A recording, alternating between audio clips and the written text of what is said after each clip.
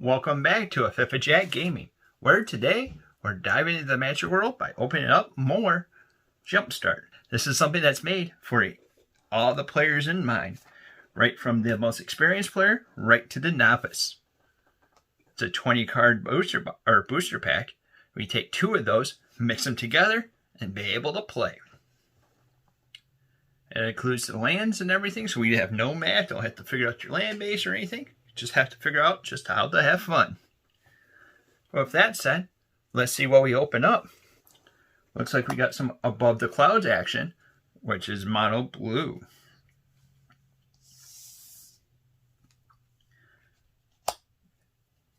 Sayyid Ifrit costs us 2 and a blue for Ifrit.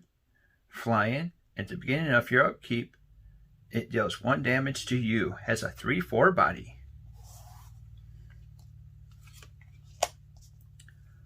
Reign of Revelation costs us 3 and a blue for an instant. Draw 3 cards, and then we discard a card. Wind Reader Sphinx costs us 5 and 2 blue for a Sphinx. Flying, and whenever a creature with flying attacks, you may draw a card. It's a 3/7 body. Unstabilizate costs us 1 and a blue for an instant. Return a target spell or creature to its owner's hand.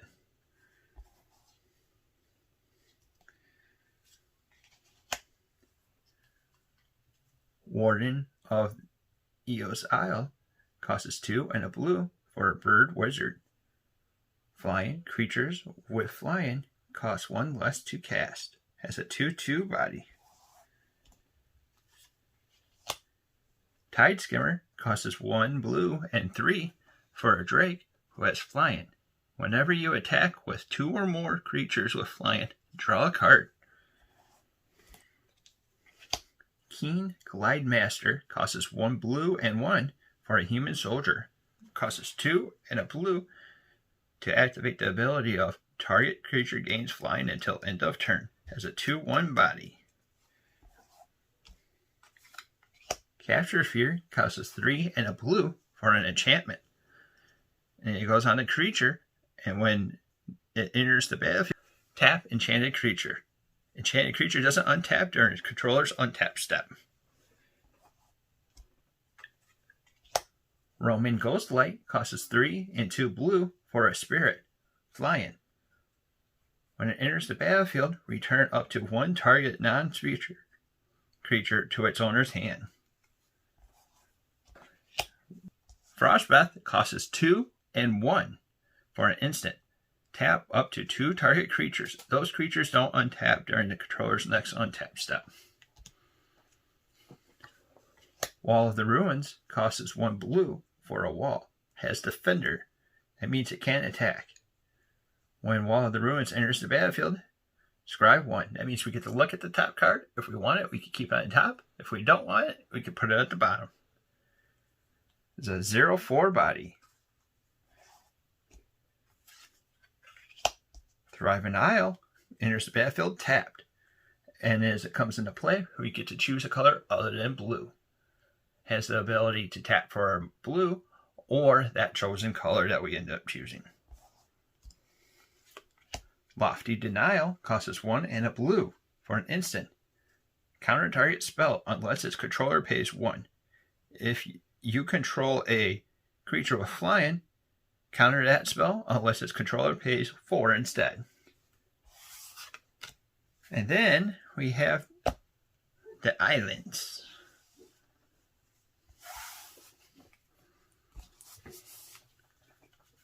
Alright, we're starting off with blue. Let's see what the other color is going to be. Alright. Open it up, and it looks like we have some Reanimate. That means it's going to be black, so that means we're rocking Doomir this time around. Some blue-black action. Let's see what's in the pack. Reanimate costs us 1 black for a sorcery. Put a target creature from a graveyard onto the battlefield under your control. You lose life equal to its converted mana cost. Archfiend Vessel costs 1 black for a human cleric. Has lifelink. That means whenever it deals damage, we get to gain life equal to that. When it enters the battlefield, if it entered from the graveyard or you cast it from the graveyard, exile it instead. If you do, create a 5/5 black demon creature token with flying. Has a 1/1 body. Mirror Trident costs 1 and a black for a zombie merfolk, Death Touch. And when it enters the battlefield, mill 2 cards and you gain 2 life. It's a 2/1 body. Gormond costs 4 and 2 black. It's a demon. As an additional cost to casting this spell, we have to sacrifice a creature. It has flying and trample. And when it enters the battlefield, each opponent sacrifices a creature. It's a 5/5 body. Eliminate costs 1 and a black. It's an instant. Destroy a target creature or planeswalker with a career mana cost of 3 or less. Crypt Lurker costs 3 and black, who's a horror. When it enters the battlefield, you may sacrifice a creature or discard a creature card. If you do, draw a card. It has a 3/4 body. Rise Again costs 4 and a black for a sorcery. Return a target creature card from your graveyard to the battlefield. Cadaver Imp costs 1 and 2 black for an imp, flying. When it enters the battlefield, you may return a target creature card from your graveyard to your hand. Has a 1/1 body.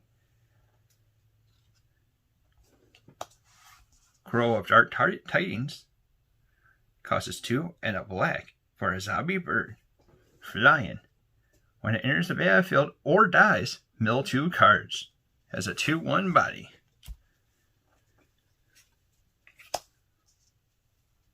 Funeral Rites costs 2 and a black for a sorcery. You draw 2 cards, lose 2 life, then mill 2 cards. Milling is where we end up putting the cards into our graveyard from the top of our library. Mesmeric Mummy costs 1 and a black for a zombie jackal. When Mesmeric enters the battlefield, each opponent or each player discards a card. It's a 2/2 body. Then we have a Thriving Moor, enters the battlefield tapped, and as it comes in, it shows a color other than black. Has the ability to tap, add a black, or tap for that chosen color. Tithe-Bearer Giant costs 5 and a black for a giant warrior. When this giant enters the battlefield, you get to draw a card and lose 1 life. Has a 4/5 body. And then we have some swamp action. A little creepy there.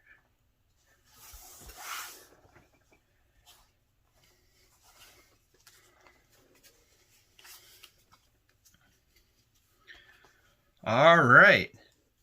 Looks like our deck is Reanimate and Above the Clouds. Blue, black, black, blue, however you want to say it. Rockin' Dimir. What do you guys think about it? Put it down in the comments down below. Any cards you're looking from Jumpstart? Toss it down in the comments below. If you're liking the content that we're putting out, like, subscribe, and hit that little bell icon to be notified about any of our future content. Till next time, see you later.